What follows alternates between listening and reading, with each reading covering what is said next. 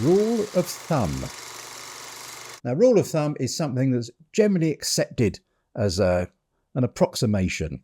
So, oh yes, that's how it's done. It's usually done this way, the rule of thumb. Now, there's a couple of theories behind this. The first one is goes back to an old common law that you could beat your wife with a stick that was no thicker than a husband's thumb, a man's thumb. Well, that hasn't been done for centuries, thankfully, the beating of your wife.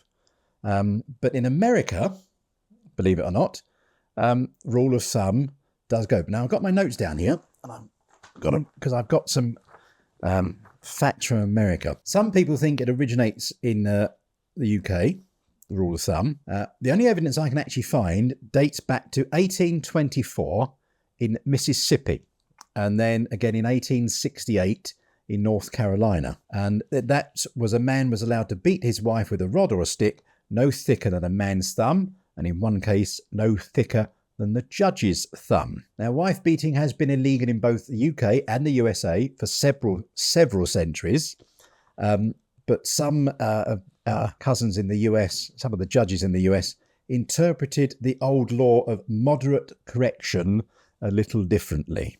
Well, yes, not the nicest thing in the world. Second version of this phrase comes from lots of trade. So back in the 15th, 16th century, it was established that the thickness of a man's thumb was on average about an inch. And so rule of thumb was a simple measurement of about an inch for the thickness of a man's thumb, especially in the cloth trade for some strange reason. But if we move forward to the Victorian times, to the banquets that were held at Buckingham Palace, rule of thumb is still used today in Buckingham Palace.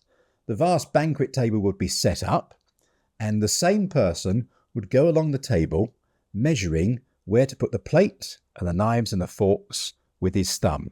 So if you look down the table, it would all line up perfectly. And that, in the royal household, is the rule of thumb. And that is still used today.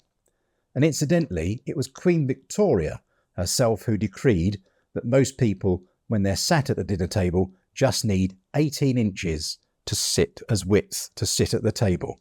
So can you imagine at the Buckingham Palace when there's a state banquet and there's 170 people sat round the table? That must be very cramped indeed. Would you like that? Not sure I would, actually.